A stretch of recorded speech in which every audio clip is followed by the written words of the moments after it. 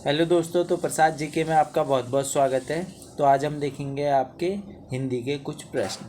तो चलिए स्टार्ट करते हैं। तो हमारा पहला प्रश्न है कि हिंदी के उद्भव का सही क्रम है। ठीक है, तो आपको सही क्रम बताना है। तो देखो, हिंदी के उद्भव का जो सही क्रम है वह है पाली, प्राकृत, अपभ्रंश और अवहट्ट। यानी ऑप्शन नंबर एक हमारा बिल्कुल ही सही हो जाएगा, ऑप्शन नंबर ए। तो देखो, अगर मैं बात करूं भारतीय आर्य भाषाओं की, तो देखो भारतीय आर्य भाषाओं को हम बांटते हैं तीन भागों में।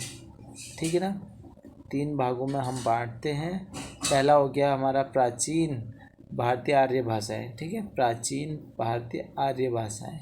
और दूसरा हो गया हमारा मध्यकालीन आर्य भाषाएं। ठीक है, और तीसरा हो गया आधुनिक आर्य भाषाएं। ठीक है, अगर मैं बात करूं आपके प्राचीन आर्य भाषाओं की, तो इसमें आ जाती है आपकी वैदिक संस्कृत।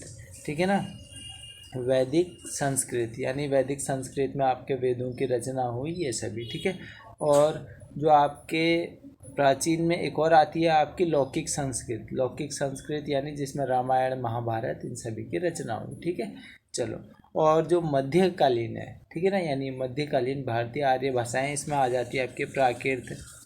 ठीक है ना, प्राकृत, पाली। ठीक है, पाली, प्राकृत और अपभ्रंशी, ये सभी। और आधुनिक में क्या आएंगे? फिर आधुनिक में आ जाएंगे भैया हिंदी।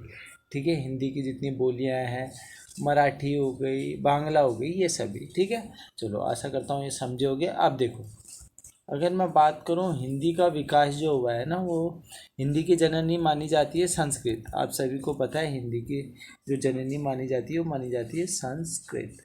ठीक है ना, संस्कृत मानी जाती है हिंदी की जननी। अब देखो, संस्कृत से ना, जो संस्कृत है, संस्कृत से भैया पाली भाषा जो है वो विकसित हुई। ठीक है, सबसे पहले पाली भाषा विकसित हुई, फिर इसी पाली से कौन सी प्राकृत भाषा विकसित हुई। ठीक है ना, प्राकृत भाषा विकसित हुई। इस प्राकृत से अपभ्रंश भाषा विकसित हुई भैया।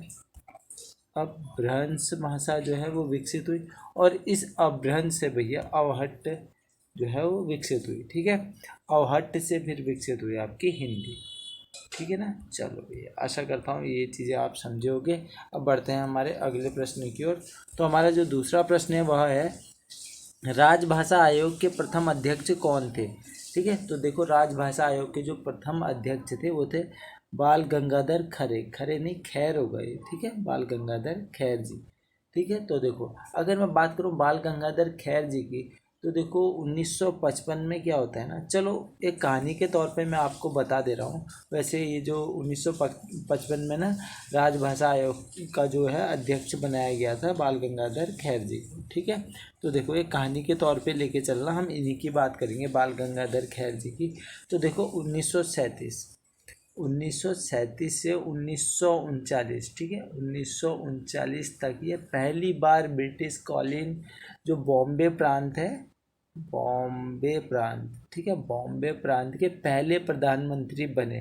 ठीक है, फिर थोड़े समय बाद जो है 1940 में इन्हें जेल में डाल दिया जाता है। ठीक है, फिर ये भारत छोड़ो आंदोलन के लिए संघर्ष करते हैं, तो फिर 1942 में फिर जेल में जाते हैं।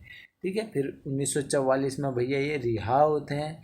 ठीक है, 1944 में रिहा होते हैं। फिर 1946 से, आपने याद में रखना, 1946 से जो है 15 अगस्त 1947 दूसरी बार ये बॉम्बे स्टेट के प्रधानमंत्री बने। ठीक है ना, बॉम्बे स्टेट के प्रधानमंत्री बने। ठीक है, फिर भैया क्या होता है, फिर 1946, याद रख लेना 1946। ठीक है, 1946 में क्या होता है ना, इन्हें भारत की संविधान सभा के लिए चुना जाता है। ठीक है ना, संविधान सभा के लिए चुना जाता है, इतना भी आपने ध्यान में रखना है।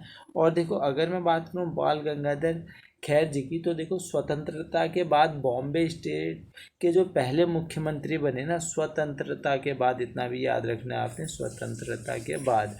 ठीक है ना, स्वतंत्रता के बाद जो बॉम्बे स्टेट के पहले मुख्यमंत्री बने, यानी 1960 में। ठीक है, 1960 तक फिर क्या होता है ना, बॉम्बे स्टेट को समाप्त कर दिया जाता है, क्योंकि स्वतंत्रता से के बाद जो बॉम्बे स्टेट के पहले मुख्यमंत्री बने वो बने बाल गंगाधर खरे जी। ठीक है, यानी खैर जी। ठीक है, तो मुख्यमंत्री बने। फिर 1960 में क्या होता है ना, जो आपका बॉम्बे स्टेट होता है उसको समाप्त कर दिया जाता है। ठीक है, और महाराष्ट्र और गुजरात में बांट दिया जाता है। पहले क्या था, 1960 से पहले ये एक ही था। ठीक है ना। फिर इन्हें महाराष्ट्र और गुजरात में बांट दिया जाता है, ठीक है। और अगर मैं बात करूँ राजभाषा आयोग की, तो देखो 1955 में किसको बनाया जाता है राजभाषा आयोग का अध्यक्ष, वो बनाया जाता है बाल गंगाधर खरे जी को। चलो आशा करता हूँ ये आप समझोगे। अब बढ़ते हैं हमारे तीसरे प्रश्न की ओर। तो हमारा तीसरा प्रश्न है कि साहित्य अकादमी नई दिल्ली की स्थापना किस वर्ष हुई। तो देखो ये हुई थी आपकी वर्ष 1954 में, ठीक है ना। चलो अब बढ़ते हैं हमारे अगले प्रश्न की ओर। तो हमारा जो चौथा प्रश्न है वह है देवनागरी लिपि लिखी जाती है। तो देखो भैया देवनागरी लिपि आप सभी को पता, आप हिंदी कैसे लिखते हो। मैंने ऐसे लिख दिया, तो मैं ऐसे लिख रहा हूँ ना, यानी बाएं से दाएं की ओर, ठीक है, बाएं से दाएं की ओर। तो पहला ही ऑप्शन हमारा बिल्कुल ही सही हो जाएगा, ठीक है।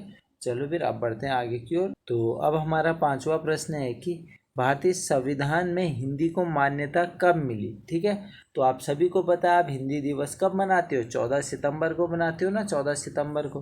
तो देखो दो ऑप्शन तो आपके ऐसे ही कट गए, ऑप्शन ए और ऑप्शन सी, ठीक है। अब इन दो में आप तुक्का मार सकते हो, लेकिन हमारा जो सही आंसर है वह है ऑप्शन नंबर बी, 14 सितंबर 1949 को, ठीक है ना। इसीलिए तो आप 14 जो सितंबर है अब जो है प्रतिवर्ष, ठीक है, प्रतिवर्ष हिंदी दिवस के रूप में मनाते हो, ठीक है। और याद रख लो भाग 17, ठीक है ना। भाग 17 में भैया जो राजभाषा है आपकी, राजभाषा, ठीक है, उसके अनुच्छेद दिए गए हैं 324 से 351 तक, ठीक है, 351 तक।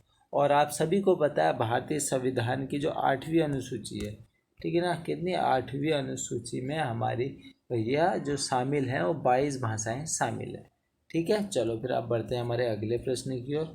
तो हमारा अगला प्रश्न है कि संविधान के किस अनुच्छेद में कहा गया है कि संघ की राजभाषा हिंदी और लिपि देवनागरी होगी।